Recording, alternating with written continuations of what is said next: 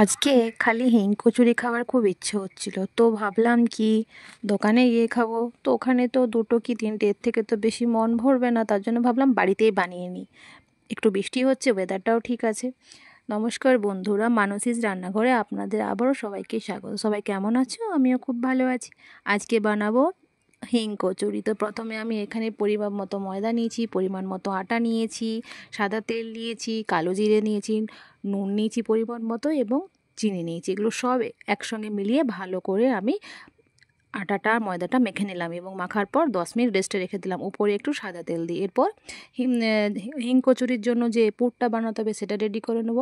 একটু ছাতু নিলাম, তার সঙ্গে নিলাম নুন, চিনি, একটু লঙ্কা গুঁড়ো এবং কাঁচা লঙ্কা কুচি দেবো না, একটা কাঁচা লঙ্কাকে এরকম একটু ফাটিয়ে নিয়ে ওর বীজগুলো শুধু দেব।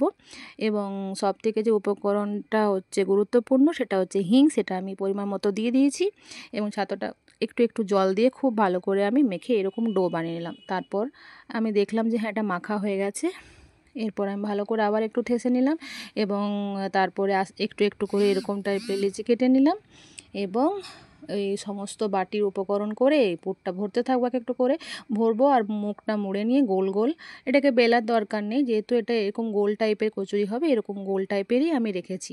কড়াই চাপিয়ে দিয়েছি, সাদা তেল দিয়ে দিয়েছি পরিমাপ মতো, দেখলাম গরম হয়ে গেছে এবং একটা একটা করে আমি ছেড়ে দিলাম। দুটো থেকে তিনটে কিংবা খুব জোর চারটে ভালো করে খুব লো আঁচে ভাজবো, যদি হাই আঁচে ভাজি তাহলে পুড়ে যাবে। লো আঁচে ভাজার পর আমি আরেক পিঠটা উল্টিয়ে দিলাম, দেখুন লাল লাল করে ভাজা হয়ে গেছে এবং আমি ওটা তুলে নিলাম।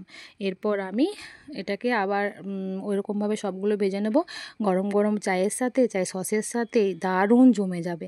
আমার এই ভিডিওগুলো আপনাদের ভালো লাগলে অবশ্যই লাইক কমেন্টস করবেন এবং ফেসবুক থেকে দেখে থাকলে ফলো করে পাশে থাকবেন। আমার ভিডিওটি শেষ পর্যন্ত অবশ্যই দেখবেন আর কমেন্ট বক্সে লিখবেন কেমন হয়েছে। Thank you.